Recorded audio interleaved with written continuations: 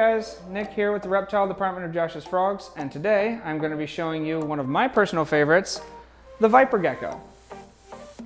They're a lot of fun. They're basically like smaller versions of leopard geckos, just like a little bit warmer, and it's pretty easy to keep, not gonna lie. So right here we have the entire kit that we sell here at Josh's Frogs. We've got the Josh's Frogs bio bedding for desert setups here, and I've already put that in there and sprayed it all down just so everybody sees what it looks like. And we've already got the hygrometer and thermometer in there just to make sure that we can monitor the temperatures just fine. The rest of the stuff we have here, we have 5 different species of succulents, water dish, dechlorinator for the water, springtails, dwarf white isopods, and we have various pieces of cork bark and some driftwood here for it, and heating lamp. Just a little mini halogen dome here with the white 50-watt bulb just sitting in there. Find that works best for these guys, keeps the temperatures fine. And then the big piece is a 18 by 24 by 18 Exoterra. This will be good for up to, I'd want to say 3 or 4 geckos, maybe even more than that. These guys are small. They only get about 5 or 6 inches, so they're really easy to keep, and they actually enjoy being kept communally.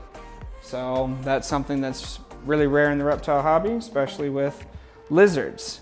These guys will form a social structure. The only thing about keeping them in groups is that if you're going to do that, you cannot keep 2 males together with females. You can keep all males, you can keep all females, but you can only have 1 male to a group of females. Otherwise they will start fighting over territory, and especially for the females, unless you have a really large enclosure. Some people have them in 4x2x2s, all the way on up to that size, with UVB lights, the whole 9 yards. And you can have probably a group of 5 or 6 in there. You might have problems with the males again fighting, so I wouldn't advise it. Next thing, I'm gonna start showing you how to set this thing up, just to see, make sure everything's gonna be nice and happy. We're gonna start with the heat dome. It's gonna go on one side of the enclosure here. That way you can have a nice thermal gradient. These guys like it at around 88 to 95 on the hot side, and then around 80 on the cool side. So a little bit hotter than leopard geckos, but still right in that manageable range. If you want to add UVB, that is beneficial, not necessary, but it is beneficial. So as far as the interior goes, there's a lot of floor space here. They do not really climb that much, although the more climbing opportunities you give them, I'm sure they're going to enjoy that and appreciate that. The young ones, when they're babies, then start out small, they can actually climb clear surfaces. They can climb up glass, they can climb up to the top, so you want to make sure that you still have a nice securing lid if you don't go with our kit that we have here. For normal standard sizes, you're going to want to go with something around this size, so maybe around a 20 long would be good for the same number of individuals that we're putting in here. In this case, I'm just putting in 3. Gives them plenty of space. You could fit more in here, like I said, but less is more sometimes.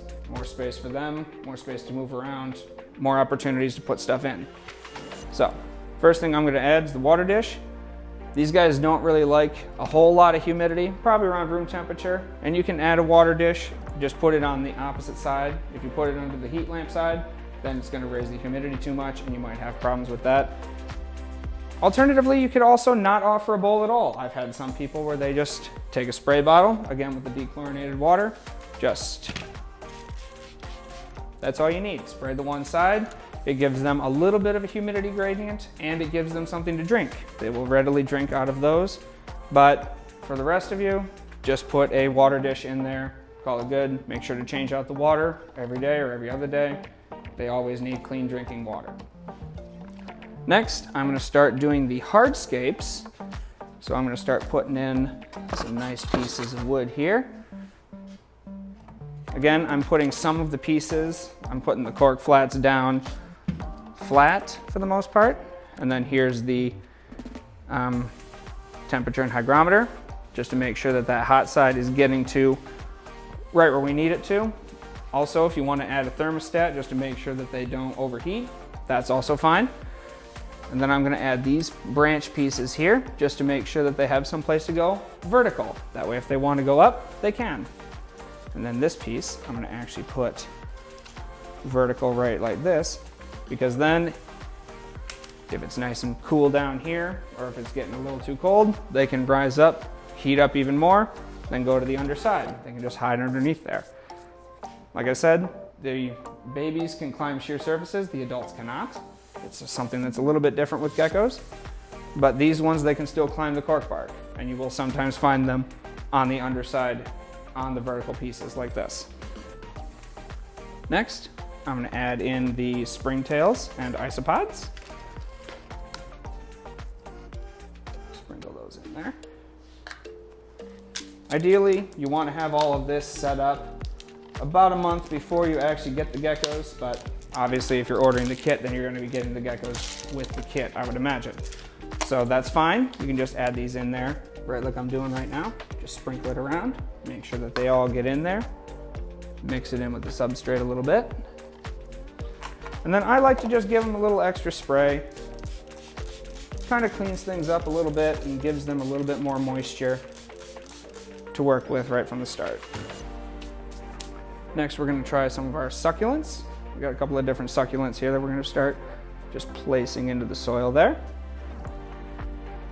Like I said, these guys are more of a desert species, so they will appreciate a drier climate, so you don't want to put in stuff that requires a lot of water. A lot of tropical stuff won't do very well. We'll start with stuff like this. I'm just spacing it out, just putting things. I already had a kind of a vision in my head what this was going to look like, so I'm just going to plow right on through with that.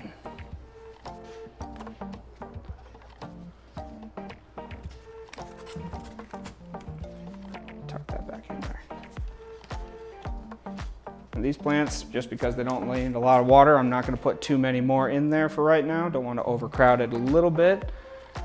They're not going to need too much water, so that won't raise the humidity too much. If you try to go with something that needs a lot of water, like pothos or philodendrons, then you could lead to humidity spikes. And they like it around 40–50%, like I said, so they're not going to really appreciate having all that extra humidity in there. That could lead to disease and could lead to other problems later on. I just like succulents, and it looks kind of nice. Next, we're going to add the actual geckos.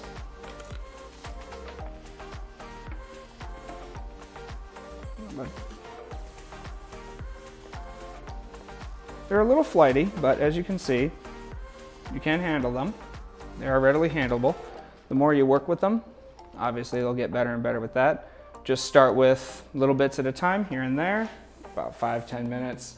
As always, wait about a week after you first get them in. Just set them up, send them into their enclosure, and then just let them go from there. Last one here. And as for diet, these guys are strictly insectivores. So they eat things like dubia roaches, mealworms, appropriately sized crickets, and they will readily hunt these things down. So all you really have to do is let them in there, just leave them there. In terms of the dubia roaches, we have a little cup that we do have that has a little lip on it. So the dubia roaches can't get out, because then they'll just burrow into the soil and we'll never see them. I like to feed mine just like a couple of crickets, put them in a cup with the calcium powder, dump them in there, let them hunt. They're actually quite fun to watch, in fact. And that's it. Close it on up. And that's how you set up viper geckos. Thanks so much for watching this video. Here at Josh's Frogs, bringing nature to your doorstep is more than just our mission, it's our passion. We want you to have the most successful experience possible, so we're going to be here for you before, during, and after your purchase, whether that's with our captive-bred animals, plants, insects, or the wide variety of their care products on our website. You always have access to our dedicated customer service team, on-site nature experts, hundreds of free articles via our blog, and many more videos right here on our YouTube channel, so be sure to subscribe. We're always happy to help. Just shoot us an email or give us a call. You can find all of this information and more at joshsfrogs.com. Thanks again, and see you next time.